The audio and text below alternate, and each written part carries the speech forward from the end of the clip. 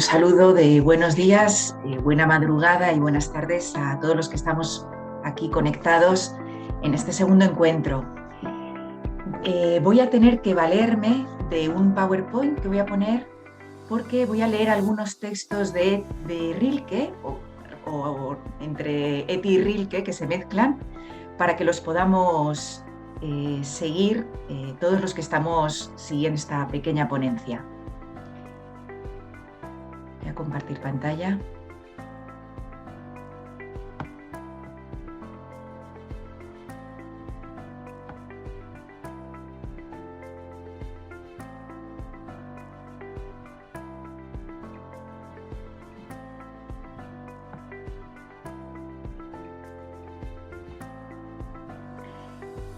Pues no sé si vemos aquí, tenemos a nuestra Etty con un montón de fotografías detrás, ¿no? Que a uno le hace investigar quiénes eran estas figuras tan relevantes para ella. Y creo que uno de ellos es Rilke. Entonces, para comenzar este pequeño testimonio, ¿no?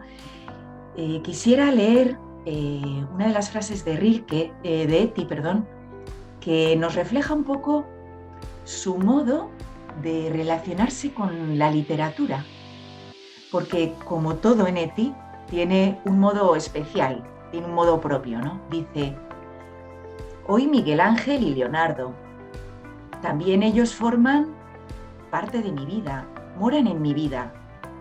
Dostoyevsky, Rilke y San Agustín, y los evangelistas. Estoy en muy buena compañía y no tiene que ver con mis pretensiones literarias.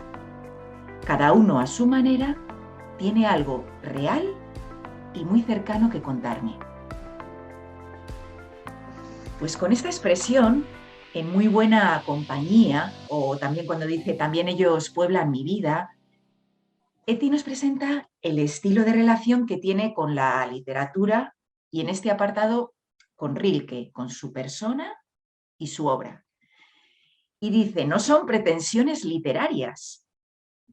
O sea, no se trata solo de instruirme, de ampliar el conocimiento, de aumentar su altísima cultura, como ya nos ha dicho el padre Mauricio, que Etty tenía y bebía en su propia familia, sino que consiste en la capacidad de entrar en una relación real que establece con el autor y de la que se nutre, se alimenta, se deja afectar, influir, transformar e incide directamente en su proceso de transformación. Etty ha leído a Rilke desde 1930. Nosotros no tenemos textos de Etty de 1930, entonces no sabemos cómo influyó en esa época. Pero sí sabemos que entre el 1941 y 42, especialmente en los cuadernillos quinto y sexto, empieza a hablar de Rilke con estas expresiones. Dice Etty: ahora me limito a vivir contigo y disfrutar de ti, le dice a Rilke. Y en otra ocasión, en estos últimos meses voy absorbiendo poco a poco al hombre, su obra y su vida. Y tal vez sea la única manera adecuada de dedicarse a la literatura, al estudio, a las personas y a cualquier otra cosa. Absorberlo hasta llenarte, muy lentamente, para que madure dentro de ti, hasta convertirse en parte de ti. También ese es un proceso de crecimiento. Dice, no, absorberlo hasta que llegue a formar parte de ti. Con esta afirmación, Etty nos está diciendo que en su proceso de crecimiento vital, las obras de Rilke le habitan, le alimentan, maduran dentro de ella y le van configurando como persona. Qué modo tan original de leer. Casi todos los estudiosos le reconocen a Rilke que ha sido, por así decir, la segunda influencia de mayor peso en su proceso. La primera, obviamente, como nos decía el padre Mauricio, el libro de la figura de Julius Spier y la relación con él. Pero para mí es importante tomar conciencia de que no se trata de estudio intelectual únicamente, sino de una forma de vivir, de establecer una relación real y vital con Rilke. Bueno, con esta introducción aclaramos que Eti cita 54 veces textos de Rilke en sus diarios y cartas. De los libros más citados son el libro de las horas, las cartas a un joven poeta y las cartas. También sabemos, ¿no?, como dato curioso, que Eti, cuando dormía en el campo de tránsito de Westerbork, dormía en su almohada, debajo de su almohada tenía la Biblia y el libro de las horas de Rilke. Y es gracioso, en una de las últimas cartas que ha sido encontrada más tarde, habla de que en sus tiempos de trabajo en Westerbork debían hacer algún club de lectura como los que hacemos nosotros, ¿no? Algún club de lectura leyendo a Rilke, ¿no? Y dice: aparte de estar en mi escritorio protegido, parece que Rilke también se ha instalado en una comunidad humana encerrada e indefensa, y he de reconocer que esto me da cierta satisfacción. Como diciendo, me alegra que me he traído la presencia de Rilke y comentamos sus textos entre los que nos encontramos presentes en una comunidad encerrada e indefensa. Bueno, pero ¿quién fue Rainer Maria Rilke y cuáles fueron los aspectos que generaron una especial sintonía? Bueno, Rilke nace en 1875 y muere en 1926. Es un poeta austrohúngaro de infancia y adolescencia difícil que dedicó una mayor parte de su vida, dicen, a viajar y a escribir. Escribió en alemán, lengua que Eti amaba mucho por su capacidad de precisión, y se casó con Clara y tuvo una hija. Pero al poco tiempo de matrimonio dicen que se instaló en París, en Francia, para trabajar con el escultor Auguste Rodin, el famoso escultor Rodin, por quien sintió, dicen, una gran admiración. Dicen, participó en la Primera Guerra Mundial, que marcó su existencia en un antes y un después. Y eso quedó reflejado en sus escritos. Tiene una gran etapa de obras hasta 1910 y de 1910 a 1923 quedó sin escribir. A veces los traumas nos dejan en un silencio que hasta que se convierte en un silencio creador tarda tiempo, ¿no? Y posteriormente escribió otras obras como las elegías de Duino o los sonetos a Orfeo, donde él ya se rechaza expresamente toda interpretación cristiana. Bueno, ¿por qué Eti y Rilke pudieron sintonizar, ¿no? Bueno, pues Rilke tuvo, dicen, una infancia y adolescencia difícil, principalmente en lo que se refiere a su relación con su madre. Dicen que su madre le llevaba a la iglesia y le hacía besar las heridas del crucificado, y es un recuerdo que él trae a la memoria con rechazo. Y también dicen que los primeros 5 años de vida de Rilke, su madre le vestía de niña porque había fallecido una hermana suya y su madre parecía que no había superado el duelo.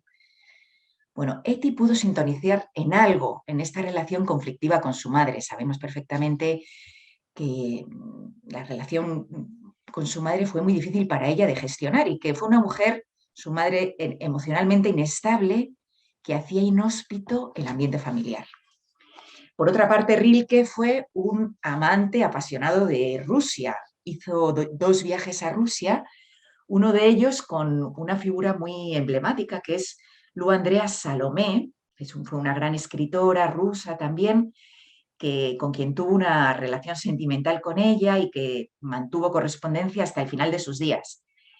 Y después de la primera visita a Rusia, Rilke escribió su libro de las horas. Y sabemos que Eti, decían que era la secretaria del círculo de Speer, que se le decía que tenía también, era de alma rusa, una secretaria con alma rusa. Tuvo una grandísima pasión por Rusia y por los autores rusos, pero esto lo profundizaremos esta tarde.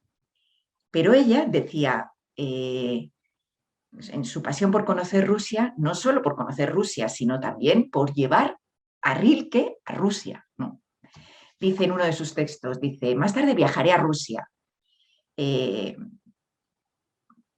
como embajadora europea y luego mucho más tarde regresaré a Europa como embajadora rusa. Europa soy yo, está dentro de mí y utilizaré todos mis conocimientos, experiencia e intuición para comprender a Rusia y explicar a Rusia cómo es. Sin embargo, creo que a la larga desembocaré allí para comprender ese país, para absorberlo y darle forma a las experiencias que vive allí. ¿Quién dirá? Y no solo quiere ir ella, sino que dice, y no hay que olvidar a Rilke, que estuvo en Rusia y siempre conservó cierta nostalgia por ella. Bueno, otro de los aspectos que nos sitúa como un alma en sintonía con la de Rilke fue que ambos tienen una gran pasión y es la capacidad de, o el deseo, la pasión y la capacidad de poner en palabras las experiencias, sentimientos y emociones más profundas del ser humano. Eti transcribe textos en su diario y afirma que en momentos lo hace por pereza. También le pasaba esto a Santa Teresa de Ávila. Dice Eti, dejo que otros digan lo que yo quisiera decir y para lo que todavía no he encontrado palabras. Eti es muy fiel a las palabras, no soporta, por así diríamos nosotros, la verborrea, ¿no? El hablar por hablar, sino la palabra tiene que ser expresión de una vivencia y ser fiel a ella. Y otro cuarto aspecto que podría poner estas dos almas en sintonía es que sufrieron pues, lo que significaron las guerras mundiales y que de alguna forma ambos tuvieron que recurrir a la vida interior como protección y refugio ante la hostilidad del ambiente externo. Pero, ¿cuáles son las claves de Rilke que más influyeron a Eti, ¿no? Yo he resumido en 4. Voy a detenerme en 4 sencillas. Una es la del espacio interior del mundo, otra es la de la paciencia para la obra creadora, la tercera es la concepción del amor y la tercera, algunos detalles de Dios. La primera, ¿no? El espacio interior del mundo. Estas son palabras de Rilke. Welt innen Raum. Los alemanes me tendrán que perdonar porque es difícil expresarlo, ¿no? Para Rilke, la realidad de la vida pasa en la interioridad, en el espacio interior al que todos podemos acudir y que de alguna forma se encuentra conectado entre todos. Esta es la palabra en alemán que significa el espacio interior del mundo y la percepción de cómo desde el interior de nosotros mismos, se puede entrar en comunión con todo lo creado. Este es un poema de Rilke, ¿no? Que Eti copia en el 8 de marzo. Dice, un solo espacio se extiende a través de todo ser. Un solo espacio. El espacio interior del mundo. Las aves vuelan silenciosas a través de nosotros. Oh, yo quiero crecer. Miro fuera y en mí crece el árbol. A veces el poeta Rilke dicen que no es un poeta fácil de comprender. Dicen que es poeta para poetas. Tras leer este texto, Eti dice, un solo espacio se extiende a través de todo el ser, el espacio interior del mundo. Estas, dice Eti, me parecen las palabras más hermosas que conozco, probablemente porque en su completitud y perfección representan exactamente lo que siento cada vez con más intensidad. Pero ¿qué es lo que Eti siente cada vez con más fuerza y profundidad? Pues que la vida interior tiene unas posibilidades insospechadas, que dentro de sí misma, como hemos visto, ¿no? A través de la escucha, del silencio, de la soledad, de la meditación, de la oración, de un arduo trabajo de clarificación, se abre un espacio cada vez mayor para acoger la vida y para sentirla y para entrar en conexión profunda con los otros y con toda la creación. Y esta dimensión interior y profunda de la vida, Eti la experimenta cuando regresa enferma de Westerbork. Y el médico le dice a Eti, dice que vive demasiado con la mente demasiado poco con los pies en la tierra y que por eso su cuerpo no soporta una vivencia tan intensa, ¿no? Ante esto que le dice el médico, ¿no? De que tiene usted una vida interior tan intensa que la enferma, ¿no? Ella responde, ¿por qué no puedo vivir en el cielo? El cielo existe. ¿Por qué entonces no se puede vivir en él? Aunque en realidad es más bien al revés. El cielo vive dentro de mí. Todo vive dentro de mí. Y esa es la afirmación tan valiosa de Eti, ¿no? Lo llevamos todo dentro. Pero esa experiencia es posible porque dentro, cuando Eti intenta entrar dentro, de donde al principio solo hay caos, y en estas épocas donde va transcribiendo los textos de Rilke, en ella ya empieza a haber momentos, como llama ella, llanuras, que dice que lo toma también del imaginario rilkeano y que refleja las llanuras, perdón, de la estepa rusa, ¿no? Dice, pero lo puede decir porque en lo más profundo del interior, de su interior, ha encontrado una fuente de vida. Y esta fuente de vida también aparece reflejada en el libro de las horas, perdón, en este texto, ¿no? Que dice, aprecias a aquellos que se agarran a ti para sobrevivir. Todavía no estás muerto, no es demasiado tarde para abrir las profundidades sumergiéndote en ellas y beber en la vida que se manifiesta a sí misma silenciosa ahí. Parece que Rilke alienta a entrar en el interior. Todavía no estás muerto y no es tarde. Para descubrir en las profundidades que, sumergiéndote en ellas, haciendo esa aventura hacia la interioridad, encontrarás que la vida misma se manifiesta a ella, a sí misma, silenciosa, en lo más profundo de ti. Y recuerda así, pues, las palabras de Eti, ¿no? Cuando ella misma, para aclarar cómo ha encontrado en su espacio interior la vida, dice, y sin embargo, de vez en cuando siento el fuerte deseo de arrodillarme con las manos delante de la cara y de esa manera encontrar la paz y escuchar una fuente oculta en mi interior. Esa fuente, o sea, el espacio interior del mundo es el espacio donde nos conectamos con la vida que brota, con las fuentes de la vida, con esa corriente de vida que corre dentro de mí y que constituye, para Rilke, nuestra raíz común. El mundo entero está unido por la raíz profunda de esa fuente de vida que habita todo, ser y que nos mantiene en comunión. Pero ese espacio interior también para Eti es muy importante porque es el espacio de la personalización. El espacio interior es el lugar donde recibe la influencia de otros y se aporta la propia originalidad.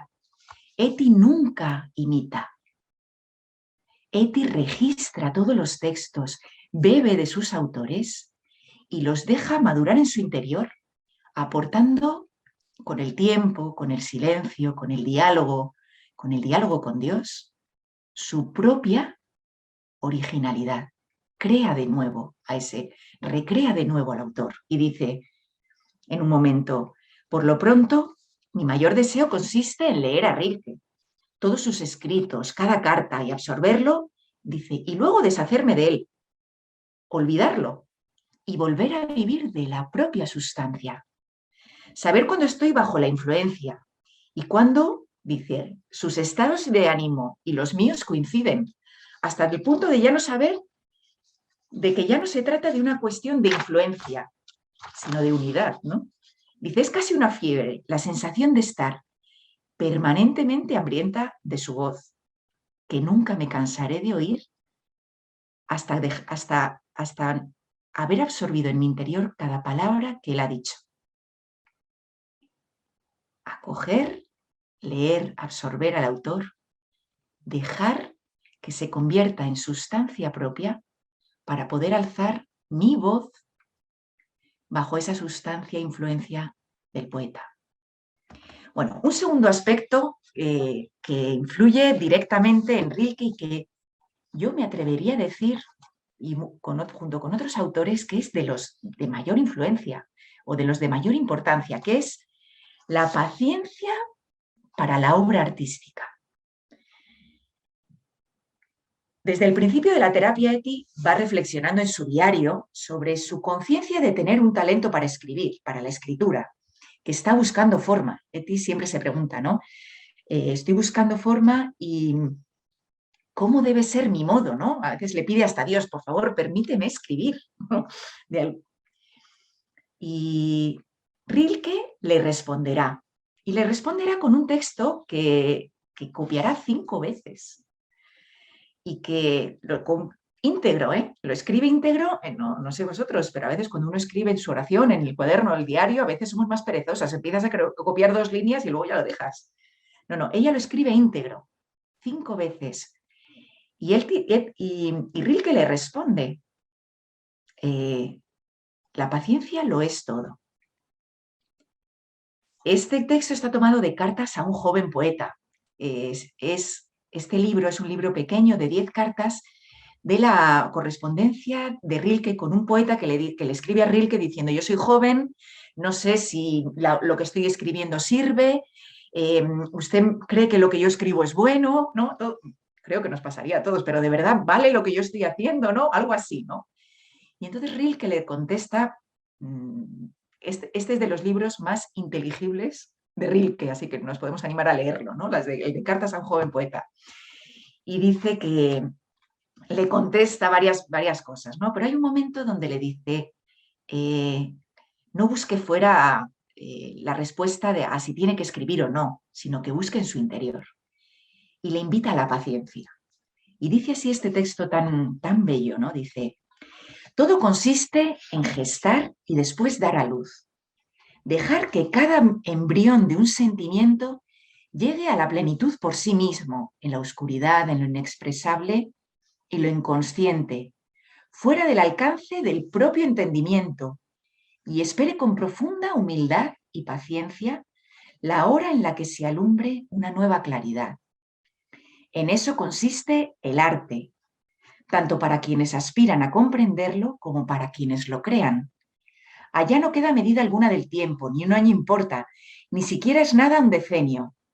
Ser artista es no echar cuentas, es madurar como lo hace el árbol, que no apremia su savia y resiste las tormentas primaverales sin temer que por ellas no llegue el verano. El verano llega, pero solo llega para el paciente, para quien muestra un ánimo sereno, apacible, anchuroso y vive como si la eternidad estuviese a sus pies. Lo aprendo a diario, a base de sufrir padecimientos por los que estoy agradecido. La paciencia lo es todo. De este modo, Eti aprende, ¿no? La paciencia lo es todo. Y la paciencia, sobre todo, ante las preguntas que Eti tiene también en su interior. Ante aquellas preguntas que todavía no tienen respuesta. ¿Cómo tengo que escribir? ¿Qué tengo que hacer? Podemos poner las nuestras, ¿no? ¿Tengo que hacer con mi vida? ¿Cuál es mi vocación profunda? ¿Cuál es mi segunda llamada en medio de lo que estoy viviendo? ¿Cuántas veces vivimos con tanta ansiedad las preguntas? Bueno, pues ¿qué le dice el poeta Rilke? Le dice: ¿es usted tan joven? Se encuentra tan al principio de todo que le ruego encarecidamente, querido señor, que sea paciente con todo lo que aún no ha resuelto en su corazón. Trate de amar las propias preguntas, como si fuesen habitaciones cerradas o libros escritos en una lengua arcana, que no entiende. No se empeñe en las respuestas que aún no le pueden ofrecer, que aún no se le pueden ofrecer, porque no está preparado para vivirlas. Y la clave es vivirlo todo. Viva ahora las preguntas. ¿Qué aprendizaje? Convivir con todo aquello que en nuestra vida muchas veces no está resuelto, que no tiene respuesta. ¿Cuántas veces nosotros quisiéramos tener la claridad total para vivir algo? Y en cambio el poeta le dice: no, la clave es poder vivir las respuestas, pero no estás preparado para eso, vive tus preguntas, ¿no? Y este texto me ilumina un hecho, ¿no? A veces nosotros sabemos bien que Eti tuvo una respuesta grandísima con la vida, que fue la de responder a su situación, a la situación que estaba atravesando de la Segunda Guerra Mundial, donde la pregunta era, ¿tengo que huir? Tengo 1000 posibilidades de huir, mis amigos me amenazan con que me esconda, que no me quede en Holanda, que me vaya a Londres, que me refugie en una casa. Y ella, su respuesta fue, quiero compartir el destino de mi pueblo, ¿no? Aquella respuesta que no solo la dijo, sino que la vivió, ¿no? Pero me llamaba la atención que Eti tenía esa pregunta desde el principio, por lo menos desde el principio del diario, cuando en un diálogo con, no sé si os acordáis, con un profesor suyo, Bonger, que se suicidó, en ese último diálogo que ella tuvo con él, le preguntó, ¿los jóvenes tenemos que huir o debemos quedarnos? Ya tenía la pregunta, pero igual en ese primer momento no estaba capacitada para hacer una respuesta, ¿no? Supo esperar y gestar su respuesta. Pero claro, esa paciencia requiere también soledad y recogimiento, ¿no? Cuando para el artista, Rilke insiste que es necesaria la soledad. Y por eso dice, por eso, querido señor, ha de encariñarse con su soledad y soportar con un dulce lamento el dolor que le causa. Dice que quienes están cerca de usted en realidad están lejos, y ello indica que esa soledad está empezando a ganar espacio en torno suyo.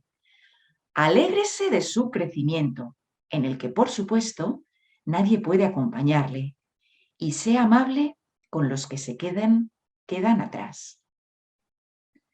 Una paciencia que requiere integrar la propia soledad. Cuando nosotros queremos vivir aquello que estamos llamados a vivir, ¿qué nos pasa? Nos pasa como al joven poeta y como le pasaría también a Eti. ¿Qué respuesta tengo que dar, ¿no? A la vida, a la historia? Y busco una confirmación externa. Que alguien me diga, pero en el fondo, para ser fiel a la propia voz interior, se requiere abrazar esa dolorosa soledad, porque al mundo de hoy, a mi vocación personal, solo puedo responder yo. Y para ello requiere una cierta soledad. Y también soledad y recogimiento, ¿no? Hay otro de los textos muy famosos, ¿no? de Rilke que retoma Eti, que es la necesidad para la obra artística, la necesidad de soledad y recogimiento, ¿no? Y Rilke dice de su propia experiencia, ¿no? Dice, me he dado cuenta que debo seguir el ejemplo de Rodin, no transformando en esculturas mis creaciones, no imitando lo que él hace, sino en el ordenamiento interno del proceso artístico. De él no debo aprender a esculpir, sino el profundo recogimiento interno para conseguir crear. Bueno, pues vamos a uno el tercer aspecto que también influye muchísimo en nuestra Eti, ¿no? Y yo lo he llamado la concepción del amor, ¿no? ¿Por qué? Porque sabemos que Eti era una joven apasionada que vivía como gran caballo de batalla, la vivencia de su afectividad y su sexualidad. Sabemos que fue una joven donde la relación con los hombres estuvo tan invadida siempre por esa eh, capacidad erótica, esa curiosidad, ese anhelo de poseer que ya va poco a poco aclarando, ¿no? Donde enseguida le llevaba una relación de unión con los hombres tan pasional que luego a veces la dejaba destrozada, ¿no? Y entonces Eti, cuando empieza el camino con Julius Speer, ambos tienen el deseo de ser fieles a su propio camino, ¿no? Julius Speer tiene una novia en Londres, Herta, a quien quiere serle fiel. Y ella tiene su relación con Hans, ¿no? con su amante y su compañero en la residencia, y también tiene su relación con el amor por toda la humanidad, con su vocación propia que está buscando y quiere ser fiel a su vocación personal. Pero en ese camino no le es fácil enfrentar la relación con Julius Speer. Pero algo nuevo ha surgido, y es que ha surgido la capacidad de interioridad en ella para relacionarse con el otro. Entonces, ¿cómo le ilumina profundamente Rilke, ¿no? Esto está tomado de otro autor, pero habla sobre Rilke, ¿no? Y sus textos. Dice, Rilke reconoce el tema eternamente trágico del amor con nuevas palabras. Nunca seas uno con el ser amado. Por eso, para él, la forma más elevada de amor que debemos aprender es liberar al amado. En su Requiem, Rilke afirmaba, porque si hay una culpa es esta, no aumentar la libertad del ser amado dándole toda la libertad que tenemos en nosotros mismos.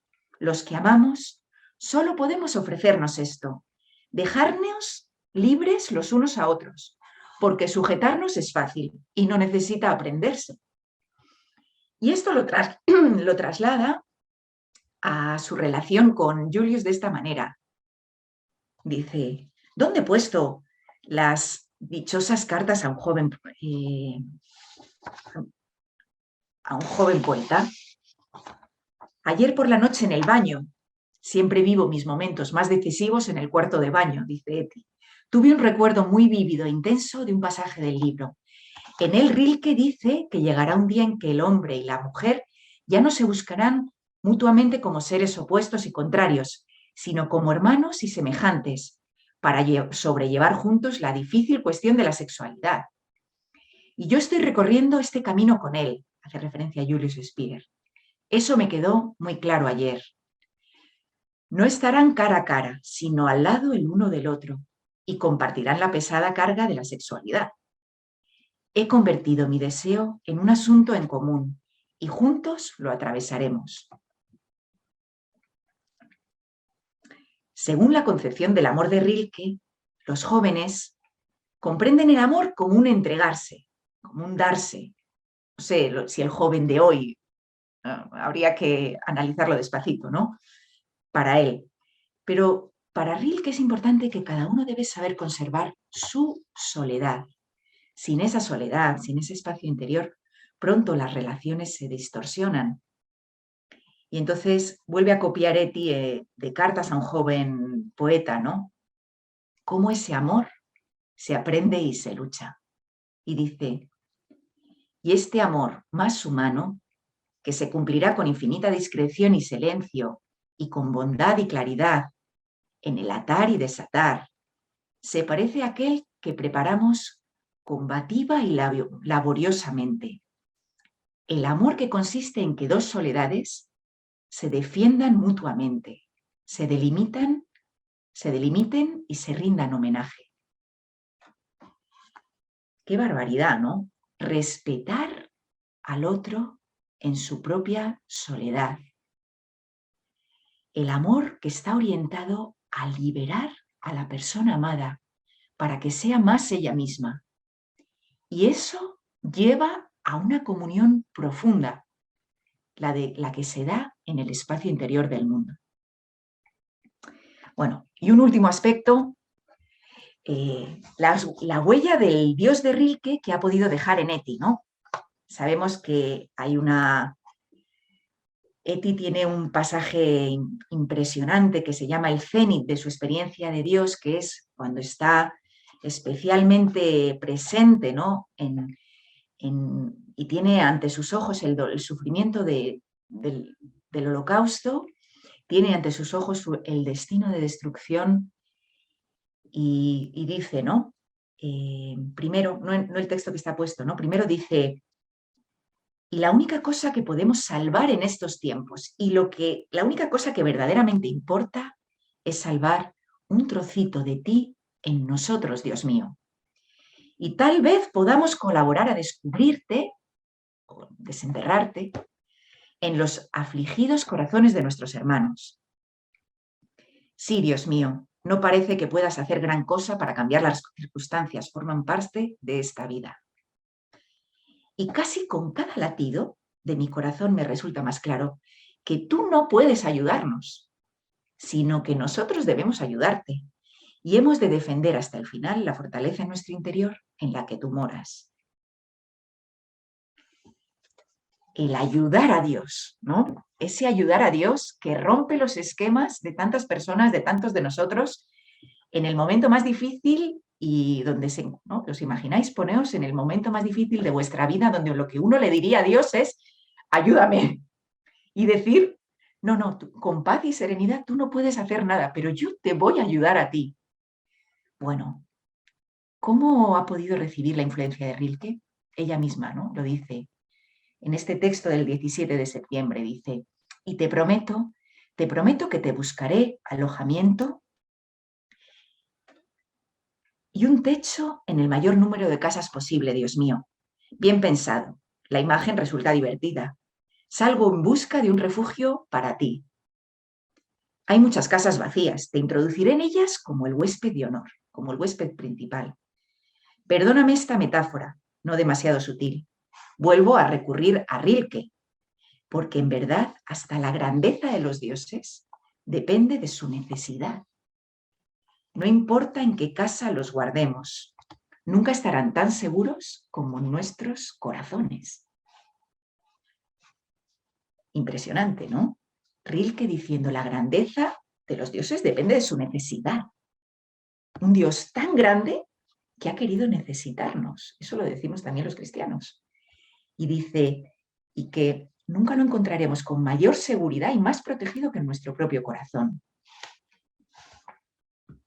Y copia también otro texto que está en Historias del Buen Dios, de Rilke, ¿no? Donde Rilke cuenta una historia de dónde se ha querido esconder Dios. Y dice, se le ocurrió de pronto, esto es texto de Rilke, ¿no? Dice, se le ocurrió de pronto que si bien la cabeza humana es lúcida, el corazón del hombre está lleno de una tiniebla no inferior, ¿no? Y le sobrevino la nostalgia de habitar en el corazón de los hombres y de no recorrer ya más la clara y fría especulación de sus pensamientos. Pareciera que Rilke está dando un golpe a la teología muy especulativa, ¿no? Cuando hablamos de Dios en pensamientos y pensamientos y pensamientos, pero que no se han hecho carne de la existencia, ¿no? Dice, no, ahora Dios ha proseguido su propio camino. A su alrededor la oscuridad se hace más densa y la noche en el corazón del hombre. Parece que se ha autoenterrado. Dios que se nos escapa en el cielo, volverá a nosotros desde el seno de la tierra. Dios viene a nosotros desde el seno de la tierra, desde lo más profundo del ser y de la existencia humana. Y no solo está escondido, sino que crece dentro del corazón humano. Está en el corazón humano y crece, ¿no? Y por eso dice, Dios madura, ¿no? Y esta es la experiencia de Eti que tantas veces hemos recogido en sus textos, ¿no? Cuando Eti nos dice, te alimentaré, Dios mío, a veces pasarás necesidad dentro de mí y te llevaré una flor. Parece que Eti está cuidando a Dios, cuidando su crecimiento, el crecimiento de Dios. Y dice, te alimentaré, dice Eti, con mi confianza en ti. Confiar en Dios aumenta la presencia de Dios en nosotros. Pero hay otro aspecto de Dios muy bonito, ¿no? Que Eti lo tiene clarísimo, ¿no? Y es que la realidad, la creación, todo ha brotado como de la mano de Dios, ¿no? Y parece ser que Dios se ha constituido para Rilke también, sobre todo en la primera etapa, la segunda etapa de Rilke ya rechaza toda interpretación de fe y cristiana, dice que la creación entera está habitado por el fundamento de todo lo creado que es Dios mismo, ¿no?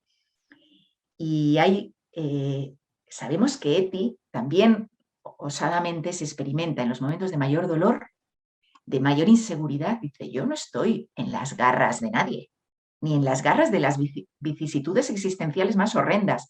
Yo estoy en los brazos de Dios, ¿no? Y uno dice, pero ¿cómo puede Eti decir cuando el mundo entero está cayendo, cuando están cayendo los soldados, cuando hay guerra y cuando el destino es opresivo, que está en los brazos de Dios? Pues toma un poema precioso de Rilke que dice, las hojas caen como de lejos, casi en los cielos se secasen, como si en los cielos, cual si en los cielos se secasen huertos lejanos, perdón.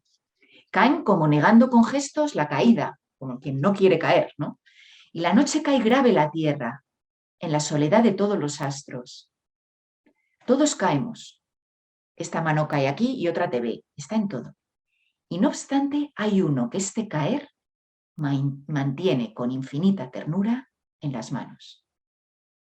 La historia humana, nuestra hoy de la pandemia, donde nos vemos caer, hay uno que este caer mantiene con infinita ternura en las manos. A modo de conclusión, la literatura es para Eti segunda patria. Ella habita y es la tierra que le moldea. Y seguramente todos nosotros tenemos un Rilke que nos ha habitado. Figuras literarias que han incidido en nuestra vida y que se han convertido en propulsores de nuestro cambio interior, en un antes y un después. Eti fue para nosotros, muchos de nosotros, también un Rilke, ¿no? Así como Rilke fue para Eti, Eti es hoy para muchos de nosotros, que ha marcado un antes y un después. Hemos aprendido de ella a coger las palabras, a interiorizarlas, a llevarlas dentro y a dejar que formen parte de nuestra propia sustancia. Y en ese espacio interior, ¿no?, donde Eti nos ha enseñado a recorrer, a interiorizar, hemos experimentado la comunión con otros. Como sabemos, la vida de Eti nos ha puesto en comunión con lazos de amistad, de personas del mundo entero, aquí estamos, ¿no?, donde hemos experimentado, oye, una comunión profunda. Y puedo decir, como Eti decía de sí misma, no estoy sola. Hasta en mis pequeñas actividades y percepciones cotidianas se cuela una pizca de eternidad. No estoy sola en mi cansancio, ni en mi enfermedad, ni en mi tristeza, ni en mi temor, sino que estoy con millones de personas de muchos siglos y eso forma parte de la vida, ¿no? Cada vez que entramos en nuestra interioridad y nos conectamos con la fuente común, experimentamos esta comunión profunda. Hemos aprendido también la necesidad de aprender a gestar las palabras, ¿no?, de que las palabras puedan ser transmisoras de experiencias vitales que introduzcan al otro en ese espacio interior. Hemos visto en Eti su paciencia para encontrar su vocación de escritora, que acabó siendo, queriendo o no, cronista, ¿no?, de una época insólita, ¿no? Y ya para terminar, sabemos que Eti tomó del imaginario rilkeano, ¿no?, de las imágenes que tenía Rilke sobre Dios, tomó el ayudar a Dios. Pero yo quiero concluir con una humilde opinión, ¿no?, y seguramente humilde y a lo mejor equivocada, ¿no?, y es que la imagen que recibió Eti de Rilke de ayudar a Dios la supo llevar hasta el final, incluso mucho más lejos. Rilke, atravesando la Primera Guerra Mundial, le fue muy difícil volver a hablar de Dios, porque el horror del mal desfiguró la imagen de Dios. A todos algo así nos ha pasado. Cuando rozas experiencias de dolor y de mal, te desfigura. Pero en cambio, Eti, no encontramos lo mismo. En ella, esa semilla sembrada de Rilke siguió dando su fruto. En medio de la oscuridad histórica se sintió abrazada por Dios, sostenida, confiada en él. Y fue en Westerbork, ante el panorama inhumano que le rodeaba, confiesa a Dios, dirigiéndole una oración que está formada por lágrimas de gratitud a Dios ante tanto bien recibido. Gracias.